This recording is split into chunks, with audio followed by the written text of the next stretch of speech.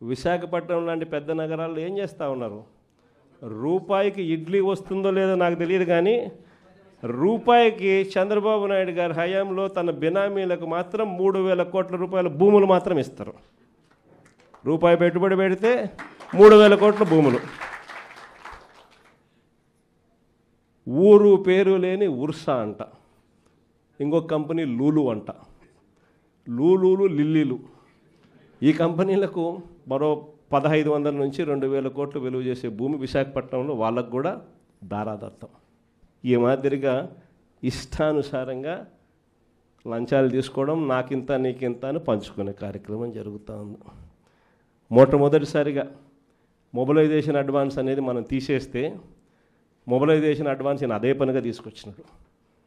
మనం reverse tendering మనం తెస్తే ఈయన రివర్స్ టెండరింగ్ క్యాన్సిల్ చేసినాడు. మనం జ్యుడిషియల్ ప్రివ్యూని మనం తీసుకొస్తే జ్యుడిషియల్ ప్రివ్యూని ఈయన క్యాన్సిల్ చేసినాడు. చేసి కాంట్రాక్టర్లు రింగ్ ఫామ్ అవుతున్నారు, ఇష్టం వచ్చిన రేట్లను పెంచేస్తున్నారు, పెంచిన రేట్లకు వేస్తున్నారు. వేస్తానే ఈయన మొబిలైజేషన్ అడ్వాన్స్ 10% ఇస్తాడు, 8% వాళ్ళు చంద్రబాబు నాయుడుకి ఎన్నికిస్తున్నారు.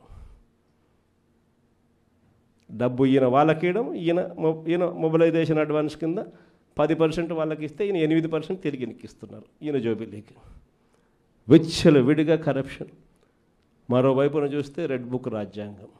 ఏం చెప్పాల్సిన పనులు. రెడ్ బుక్ రాజ్యాంగం గురించి నాకన్నా మీకే బాగా తెలుసు. ఏ రకంగా పోలీసులను వాచ్మెన్ల కన్నా దారుణంగా వాడుకుంటూ ఏ రకంగా రెడ్ బుక్ రాజ్యాంగం నడిపిస్తూ ఉన్నారు.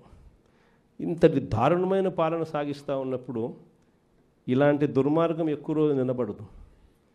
ఈరోజు ఒకటే మీ అందరికీ కూడా చెప్తా ఉన్నా, ఇంతకుముందు హయాంలో, మన హయాంలో బహుశా కార్యకర్తలకు నేను అనుకున్న మేరకు నేను చేయలేకపోయి ఉండొచ్చు.